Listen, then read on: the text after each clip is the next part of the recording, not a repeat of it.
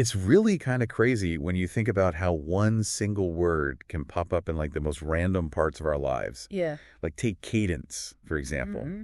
Like you probably, if I were to say that word, you'd probably think about music first, Yeah. right? Like the rhythm and the flow. Mm-hmm. But then, all of a sudden you're like reading about content cadence when it comes to like marketing, where you hear about like the cadence of communication in the business world. Yeah. And then even runners like obsessing over the rhythm of their feet when they're running. Totally. It's like this super versatile idea that we've seen, like it's been buzzing around everywhere. Yeah. We saw in like a Wikipedia entry on music, and then articles about marketing and like just general business jargon and like dictionary definitions. And then we even saw some stuff about running from like YouTube and Under Armour. Interesting. So our mission in this deep dive is to basically unpack this word cadence Okay. and just see what kind of surprising connections and cool insights we find along the way. Totally. I'm into that. At its core, like from all these different angles, cadence basically boils down to a rhythmic sequence or a flow, Right. often with like a sense of regularity or pattern. Okay. And it's interesting because it actually comes from the Latin word cadere, which means to fall, which initially was connected to like the falling of musical tones. That makes sense. Yeah, So music really is where it all began. for sure. But get this. We're going to see how this idea of like a rhythmic flow actually applies in some really unexpected ways. Oh, wow. Okay. Like we're talking about going from that like satisfying feeling you get when a musical phrase just ends perfectly right. to like what's the best beat for your feet when you're like out there pounding the pavement. I like it. All right, so let's get into it. Okay, so music, like that's where the term cadence like first popped up, right? Yeah, I was.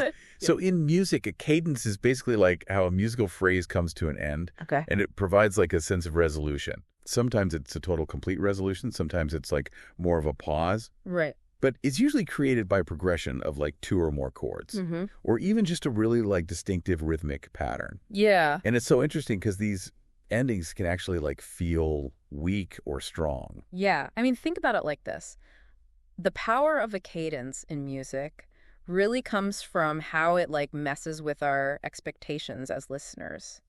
Like a strong cadence gives you that like super satisfying feeling of arrival. Right. Like it's like the period at the end of a sentence. Oh, You know what I mean? yeah, for sure. So what are like some of the main types of cadences? So the Wikipedia entry actually had a huge list of different types, Really? but the main ones were like authentic, half-plagal, and deceptive. Okay. So those are like the big categories. Okay. So let's start with authentic, Okay. because like that name just sounds like it provides a real sense of closure. It does. It often does. Yeah. An authentic cadence is when you move from the dominant chord, which musicians often call the V chord, to the tonic chord, the I. Okay. And that's like the most straightforward way to establish the central pitch of a piece of music. Right. Now, the strongest form of this is what we call a perfect authentic cadence, or PAC. Okay. So imagine both of those chords just standing firmly on their root notes. Okay. And then the main melody note of that last chord also being that central pitch. Right. It's like a super solid full stop. It's like dropping the mic. Yeah, like the mic drop of musical endings. Exactly. So root position and the main note is on top. Yeah.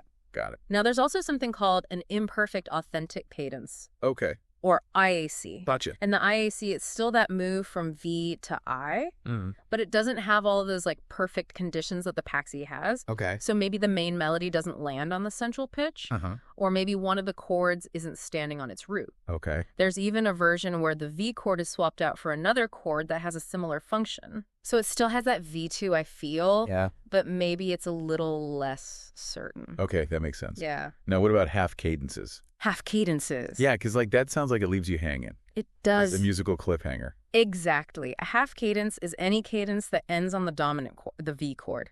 Okay. And it can be approached by a bunch of different chords, like the 5V or the 6. Okay. But because it ends on that V, it creates this feeling of being incomplete, like a musical question mark just kind of hanging there in the air, wanting an answer. So it's like the end of a musical thought, Uh-huh. but it needs another thought to like complete it. Yeah, exactly. Are there different types of these half cadences? There are, yeah. Like what? So there's this one called the Phrygian half cadence. That sounds fancy. It is it's found in minor keys, Uh-huh. and it involves a very specific chord progression. Okay. And it has this really distinctive almost ancient sound to it. It was actually pretty popular in older music, and it was sometimes used to smoothly connect like a slow and thoughtful section to a faster, more energetic section. Well, that's cool. So they would actually use it to transition. Yeah. That's neat. It is. It's interesting how all these different like harmonic moves can have like their own little character. Yeah, for sure. What other like notable hanging cadences are there? So there's also the plagal half cadence, which is pretty unusual, and it involves moving from the I chord to the IV chord. Okay. Now, just like the authentic cadence has that rising feel from V to I. Right. The plagal half cadence has that same like musical distance, but between I and IV. Gotcha. And it's generally thought of as a weaker cadence. And it usually pops up at the end of an earlier musical idea before like a new one starts. Okay. The Wikipedia article even mentioned this surprising instance of it, like ending a whole section in a piece by Brahms. Whoa, really? Yeah. Like breaking all the rules. I know, right? So what about plagal cadences? Plagal cadences. Yeah, because I remember seeing in one of the sources they called it the amen cadence. That's right. A plagal cadence moves from the subdominant chord, the IV, to the tonic, the I. Okay. And it's famous for that really gentle and conclusive feeling you often hear at the end of hymns. Right. When everybody sings amen. Yeah. It's got this really peaceful sense of resolution to it. So it's like the musical equivalent of like a calm sigh of satisfaction. Totally. Yeah. So are there like variations of this amen cadence? There are. Like what? So there's one called the minor plagal cadence. Okay. And it uses a minor 5E chord instead of a major one. And what's interesting is that because of the way the notes move, it can actually feel like a really strong resolution. Wow. Almost as strong as a perfect authentic cadence. Interesting. And then you've got the Moravian cadence. Never heard of that one. Yeah, it's kind of unique. It's got a unique sound where certain notes in the IV chord actually move inward by a whole step to the I chord. Oh, wow. So they're like converging. Yeah, exactly. Interesting. It is. Okay, so what about deceptive cadences? Ah, deceptive cadences. Those are fun. Yeah, because the name sounds like it's like a musical prank. It is a bit like a trick. Okay. So a deceptive cadence starts with that like expectant dominant chord, the V. Right. But instead of resolving to the home chord, it like veers off to another chord. Really? Yeah. To which one? Most often the V chord. Oh, wow. And it creates this like feeling of surprise, like you thought you were arriving at your destination, but you haven't actually gotten there yet. It's like a fake out. Totally. It leaves you hanging. So it builds up all this expectation and then it just kind of pulls the rug out from under ya. Yeah. I could see how that would be useful for like keeping the music going or creating a specific emotional effect. Exactly. Composers use them all the time to create these like super expressive moments. Right. For example, Mahler was a famous composer, and he used a series of deceptive cadences right at the beginning of the last movement of his Ninth Symphony. Wow. To create this feeling of uneasiness. Interesting. And the Wikipedia article pointed out this like striking use in Brahms' Third Symphony. Okay. Where you're expecting one chord, but you get something completely different. It's like a curveball. Totally. Now, the Wikipedia entry also mentioned a little bit of history. Okay. And it said that way back in medieval and Renaissance times, cadences were more about how like two melodic lines moved in relation to each other rather than full chords. Interesting. So what was that about? So in those earlier styles of music, the main focus was on the relationship between like the individual melodic lines. Okay. So a key type of ending back then was called the clausola vera. What does that mean? It means true close. Okay. And this happened when two voices moved in opposite directions to create a perfect octave or a unison at the very end of a phrase. Often, one voice would move by a half step and the other one by a whole step. In music with three voices, the third voice might add a falling fifth, which actually sounds surprisingly similar to the authentic cadences we know from like later music. Wow, so it's like the early seeds of the authentic cadence? Exactly. So even way back then, there was this sense of like needing a satisfying movement at the end of a musical idea? For sure. That's really interesting. It is. So the article also talked about some specific historical cadences. Okay. Like the Corelli, the English, and the Landini cadences. Right. So what made these ones unique? So those were more like stylistic trademarks. that were popular at certain times in history or with specific composers. Right. So, for example, the Corelli cadence, it often had this kind of momentary clash between the notes right before the final resolution. Wow. And then the English cadence, which is also a type of clash cadence, it used this specific note called the blue seventh against the dominant chord, and it gave it a very distinctive sound. Interesting. And then later it was considered to be kind of old-fashioned. Oh, wow. And then you've got the Landini cadence, Okay. which was common in the 14th and 15th centuries. And it involved this little extra melodic twist in one of the voices just before the final chord. Like a little flourish before the period. Like a little extra something. Exactly. So it's amazing how like these tiny little harmonic or melodic gestures like evolved over centuries. Yeah, it is. That's so cool. Yeah. Now, the article also briefly mentioned jazz cadences. Okay. So where did those fit into all of this? So jazz harmony borrows a lot of those same basic cadence ideas from like traditional Western music. Right. But they also have this really cool concept called a turnaround. A turnaround. Yeah. What's that? So it's like a cadence that doesn't actually end the musical phrase. Really? Yeah, it instead circles back to the beginning of a section. Interesting. So it's like a musical see you later rather than a goodbye. Gotcha. And also jazz often uses these like half-step movements and diminished chords in their cadences, which gives it a very characteristic sound. So it's a cadence that's designed to keep the music going, like a rhythmic loop. Exactly. And then the last thing that the Wikipedia entry mentioned was rhythmic cadence. Rhythmic cadence. Yeah, that sounds like the rhythm itself is providing that sense of ending. You got a rhythmic cadence is when the actual pattern of the rhythm changes to signal the end of a phrase. Okay. So often the last note will be held longer or followed by a silence. Right. And that creates a feeling of completion even if there's not a strong harmonic resolution. And you can even hear this in drumming. Where there might not be melody or harmony in like the usual sense, but the rhythm very clearly indicates the end of a section. So it's really all about the rhythm. Exactly. It just shows how fundamental that sense of like rhythmic closure is to music. Wow. Okay, so that was a very comprehensive tour of cadence in music. Yeah. Like we talked about the main types and how it's changed over time. But now let's do a complete 180. Okay. And look at how the same word cadence is used when we're talking about running. All right, running. Because it's like a completely different type of rhythm. It is. So in running, cadence just means like the number of steps you take per minute. Okay. And you might also hear it called strides per minute, or SPM. Right. And it's like a really important thing that runners pay attention to. It is, yeah. So how do runners actually keep track of this? Good question. Like, do they have some kind of internal metronome or something? Well, luckily we have technology for that these days. Right. A lot of modern smartwatches will actually calculate your cadence automatically. Oh, cool. Yeah. But you have to be careful because some of them might only count the steps from one foot. Really? Yeah. So you'd have to double that number to get your total steps per minute. Okay, so you got to read the fine print on your smartwatch. Exactly. Gotcha. And then if you want to go like old school, you can always just count how many times your feet hit the ground in 60 seconds. Okay, that's easy enough. Yeah. Now, what's considered a good running cadence? Because I've heard that 180 steps per minute thing thrown around a lot. Yeah, you hear that a lot. Yeah. So that 180 number comes from studying elite long-distance runners who tend to average right around that many steps per minute. Right. But here's the thing. It's not like a magic number that applies to everyone. Right, because most of us aren't elite athletes. Exactly. Yeah. And trying to force your cadence to be 180 might not actually be good for your body. Right. Or your running style. So basically what works for like a super efficient pro runner might not be the right rhythm for someone who's just starting out. Exactly. Yeah, that makes total sense. Yeah.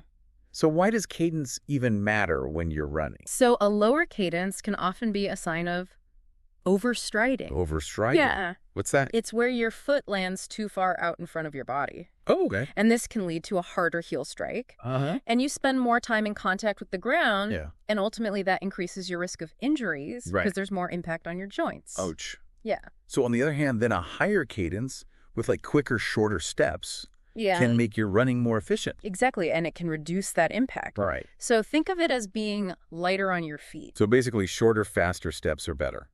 Often, Yes. Okay. Information from Under Armour suggests that for beginners, Yeah. a good starting point might be somewhere between 90 and 130 steps per minute. Okay.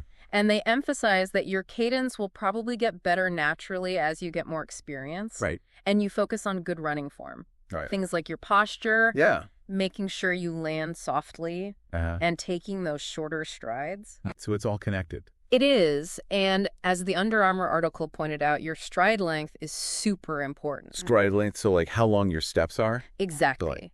And stride length and cadence have what's called an inverse relationship. Okay. So if you're taking really long strides, you're naturally going to have fewer steps per minute. Right. And while a long stride might feel like you're covering more ground, it can often lead to that like heavy jarring landing. Right. And that overstriding that we were talking about. Okay. Shorter strides with a quicker turnover Yeah. tend to be more economical Okay. and easier on your body. So how does all of this relate to your pace? So like how fast you're actually running? Are those the same thing? They are related, but they're not the same thing. Okay. Your pace is your speed. Okay. So it's how many minutes it takes you to cover a certain distance. Right. But cadence, remember, is just the number of steps you're taking every minute. So while increasing your cadence can help you run faster, Right. cadence itself is more about the rhythm and the efficiency of your steps. Gotcha. You could be running at the same pace with different combinations of cadence and stride length. That makes sense. Yeah. So if someone wants to improve their running cadence, how can they actually do that? So the Global Triathlon Network video had some really good suggestions. Okay. Simple drills like jogging in place. Okay. And then doing these short bursts of really fast feet, making sure you pump your arms. You can also incorporate short, quick runs over a short distance. And just really focus on moving your feet quickly. Gotcha. And skipping rope is another great one. Yeah. That helps you improve your foot speed and coordination. So those sound like they could really get your legs burning. Oh, yeah, definitely. What other tricks are there? Well, music can actually be a surprisingly powerful tool. Really? Yeah, if you run to music that has a beat per minute or BPM that's close to your target cadence, it can actually help your body naturally fall into that rhythm. Oh, that's interesting. Yeah, and you can also use a metronome. Yeah. Although that's maybe not as motivating. Right. And running next to someone who naturally has a faster cadence can sometimes help your own cadence increase. Interesting. Like you just kind of like fall into step with them. Exactly. And another thing is incorporating short bursts of quick steps into your regular runs. Okay. Maybe when you're going uphill a little bit or over some uneven terrain. Gotcha. That can also be beneficial. So it sounds like there are a few different ways to like find your running rhythm. Yeah. But is there one ideal cadence that every runner should be aiming for? Not really, as the Global Triathlon Network video emphasized, your natural and most efficient cadence is going to depend on a bunch of different individual factors. Okay. So things like how long you've been running, what type of training you're doing, what kind of terrain you're on, what kind of surface you're running on, your aid, your weight, your leg length. Wow. So many things. And even the speed that you're running at. So it's more about figuring out what feels optimal and natural for your own body and your own goals, rather than getting like fixated on that 180 number. Right. You don't want to force a cadence that feels awkward or unsustainable. Right. The main takeaway here is that the optimal cadence is all about minimizing wasted motion and ground contact time for your body and pace. Okay. Which leads to more efficiency and injury prevention. So listen to your body's own rhythm. Exactly. That's a great reminder. Yeah. So we've gone from the structured rhythms of music to the rhythmic impact of our feet hitting the ground. But now let's explore this third area where this word cadence pops up. Okay. Which is the world of business and marketing. Business and marketing. Yeah, and this one feels like the biggest leap. Yeah, it does. So how did a musical term like end up in the boardroom? That is a good question. Yeah. Well, the Merriam-Webster article suggested that in a business context, cadence has come to mean the frequency or pattern of regularly scheduled activities. And they even point to a possible origin at IBM. Really? Yeah, an article from 2003 talked about the cadence of meetings there. Oh, wow. So it's all about like how often and in what pattern things happen in a structured way. So it's about setting Like a predictable rhythm for how a business runs. Yeah, exactly. And then there's this whole idea of content cadence in marketing. Content cadence. Yeah, that sounds a lot more specific than just general business rhythm. It is, as the article from Tiled explained, content cadence in marketing automation refers to the planned pattern of how you deliver content to your audience. This includes not just how many emails, blog posts, or social media updates you send out, but also the timing and the spacing between them, the actual content itself. Yeah. And most importantly, who is receiving it. So it's not just like a blanket email blast. No, it's much more targeted and strategic than just content frequency, which is just a general measure of how often you send things out, often without much personalization. So content cadence isn't just about timing. No, it's about building a rhythmic relationship with your audience, anticipating their needs, and delivering value at predictable intervals to foster trust and guide them through their journey. So it's not just randomly sending out marketing materials. Yeah, exactly. It's like a carefully planned out sequence. Yeah. So what are some things that marketers need to consider when they're trying to figure out their content cadence? So the titled article highlighted several important factors. Okay, like what? Well, first you need to really understand your ideal customers. Like, what do they need? What are their pain points? Where are they in their decision-making process? And then you need to think about their communication preferences. Like, how often do they want to hear from you? And through which channels? And then the content itself has to be valuable and relevant to them, addressing their specific challenges and offering potential solutions. So basically, if this then that kind of thinking. Exactly. Marketing automation often relies on what are called triggers. So these are like specific actions or behaviors a potential customer might take that then automatically trigger a follow-up action or the delivery of more content, creating a very tailored cadence. So give me an example. Sure. So let's say someone downloads a guide from your website. That could trigger a series of follow-up emails, offering more related information and resources. So the rhythm of communication changes based on how the customer is interacting with the brand. Exactly. And then just like with running cadence. Testing and optimizing are super important. You need to constantly analyze how people are engaging with your content. So are they clicking on links? Are they replying to emails? Are they downloading resources? This data can help you tweak your content cadence to get better results. It's like a feedback loop. Totally. And the Tiled article really emphasized that cadence is a lot more sophisticated than just frequency. It's more about that personalized rhythm driven by those triggers, ultimately leading to stronger connections. So frequency is just how often you communicate. But cadence is more about the strategic rhythm and flow of those communications in relation to the customer's journey and their specific interactions with your brand. Exactly. So it's amazing how this idea of a structured rhythmic pattern has made its way into such different worlds. Totally. From the art of music to the like physicality of running to the strategic thinking of like the business world. It's wild. It is. When you really think about it, the underlying principle here is this idea of a sequence or a flow that brings structure and impact. Whether it's the satisfying resolution of a musical phrase, the efficient rhythm of a runner's stride, or the engaging flow of communication with a potential customer. And the biggest surprise for me is that something that's so rooted in how musical pieces end can also be so important for how athletes perform and how businesses connect with people. It really makes you think. It does. And it leads us to a final thought for you, our listener. Okay. Think about the cadence in your own life, the rhythm of your daily routines, your work habits, even your conversations. Are there any patterns that you could adjust to create more harmony in your life or achieve your goals more effectively? It's a good question to ponder. It is. And if you're interested in diving deeper, maybe explore some examples of those different musical cadences online. Or if you're a runner, try tracking your cadence on your next run. Good idea. And for everyone, just pay attention to the patterns of information that you're encountering and how businesses try to establish a rhythm of communication with you.